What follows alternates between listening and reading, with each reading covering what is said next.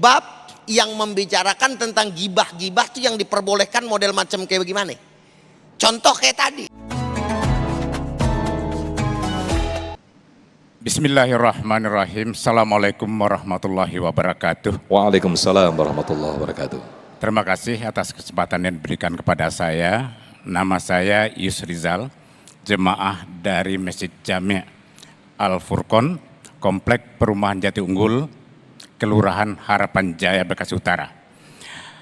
Pak Ustadz, dalam kehidupan sehari-hari biasa kita mengadakan pembanding kepada orang lain terhadap anak kita dalam rangka memotivasi mereka. Tadi Pak Ustadz sudah menyampaikan batasan-batasannya. Dalam rangka untuk memotivasi prestasi mereka ke depan, paling tidak setara dengan yang kita bandingkan, itu lebih bagus.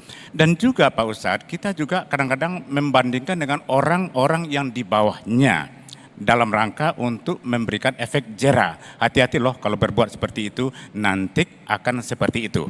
Nah, pertanyaan saya Pak Ustadz, apakah dengan kita menyebutkan nama orang lain sebagai pembanding, bukankah itu ghibah?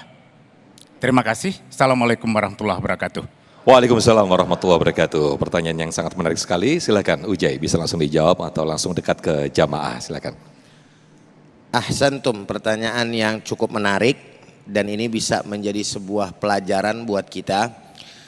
Ketika kita membanding-bandingkan dan menyebutkan nama orang lain, apakah itu kemudian termasuk ghibah atau tidak?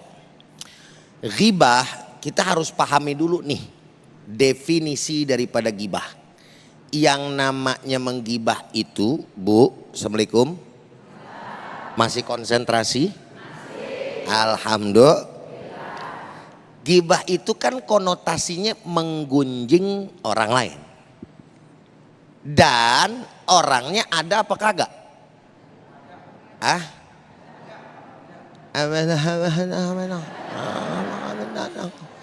Yang benar dong. Orangnya ada apa kagak namanya digunjing? Gitu. Kompak ngapa sih? Nganga, baik ditanya lapar. Nah kalau konotasinya dari pertanyaan Bapak juga dosa apa kagak Ustadz? Tergantung.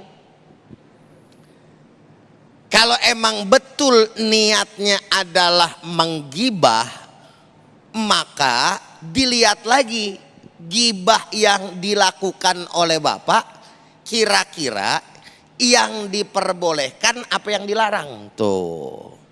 Karena gibah tuh ada dua. Ada yang dilarang umum tuh.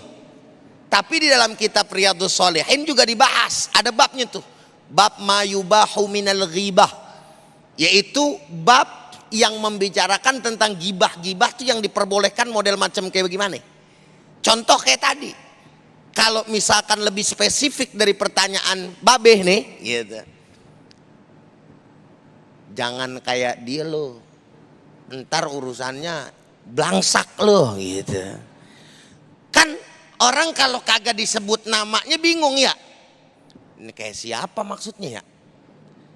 Kan mesti apa ya, kalau orang Bekasi bilang kudu didantain. Tahu danta apa kagak? Ada orang fasik, ahli maksiat, orang sekampung udah terkenal, terus Bapak bilang jangan kayak dia ya. Orang ini kagak tahu dia siapa, sebutin aja, nggak usah pakai tendeng aling-aling. Misalkan namanya siapa gitu ya. Gue pengen sebut nama, takut ada orang yang di sini yang kembar. Bujuk, nama gue dibawa-bawa. Astagfirullah gitu katanya. Ya. Jadi kalau misalkan sebut nama pun enggak apa-apa selama hal itu untuk kebaikan. Tapi kalau misalkan hal itu untuk keburukan, maka itu yang tidak diperbolehkan. Nah biasanya perbuatan boleh apa kagak boleh, hati itu tahu Pak. Bener apa kagak? Apalagi yang urusannya sama dosa. Kalau urusan dosa udah pasti hati kita kagak tenang. Bener apa bener?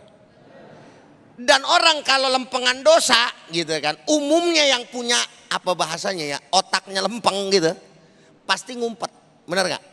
Disembunyiin kalau punya dosa, malu, bener. Orang kagak boleh tahu. Tapi kalau ada juga yang ceritain Ustadz, itu udah kagak lempeng otaknya itu. Dosa dicerita-ceritain. Kira-kira sampai di sini paham apa paham? Tuh kan pahamnya pelan lagi jawabnya ini. Gue udah teriak-teriak ini jawabnya ini. Paham apa paham? Ngerti apa ngerti? Alhamdulillahirabbil alamin.